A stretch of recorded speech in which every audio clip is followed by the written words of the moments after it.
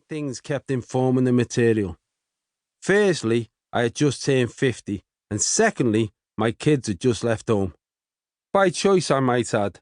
We didn't just kick them out so I would have some material for the show, although I would probably have felt it a price worth paying in the absence of any other bits. When this book's publisher, Andrew, watched the DVD of the show, he reported back that it was basically a middle-aged man moaning. However, this was much more of a positive than a negative, as he said there was a market for this as a book.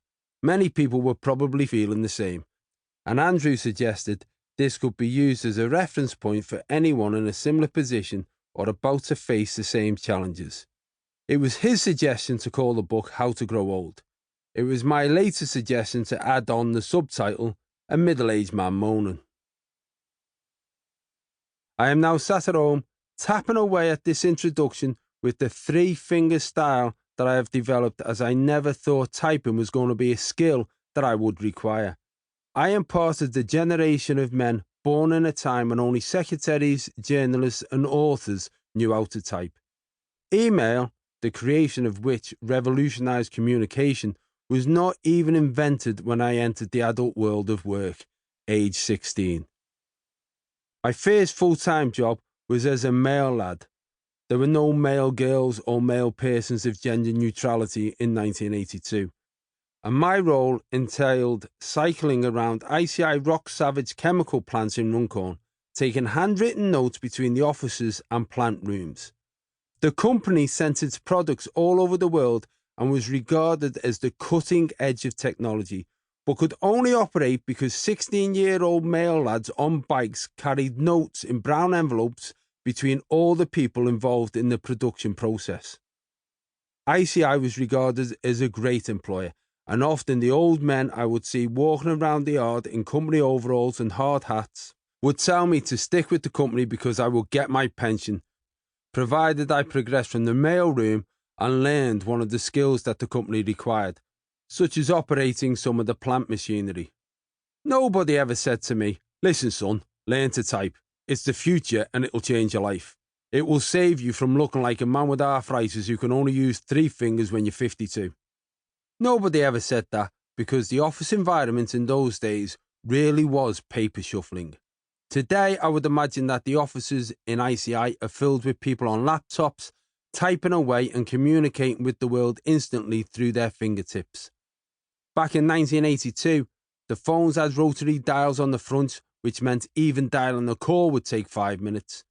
All written communication was on memo pads that had the space for the next person to respond to what had been written in the box above, and to stimulate the next person in line to engage.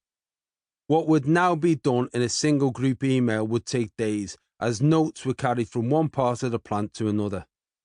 Part of me misses those times, because the frenetic speed we operate and communicate at nowadays doesn't seem to have served us very well.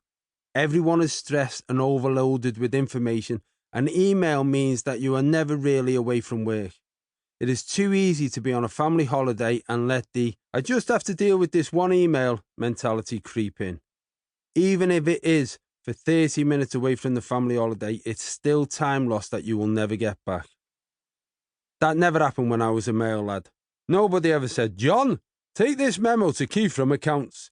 He's in Malaga with his family, but if you can just cycle there and wait for an hour for him to read it and respond and bring it back, well, that would be great."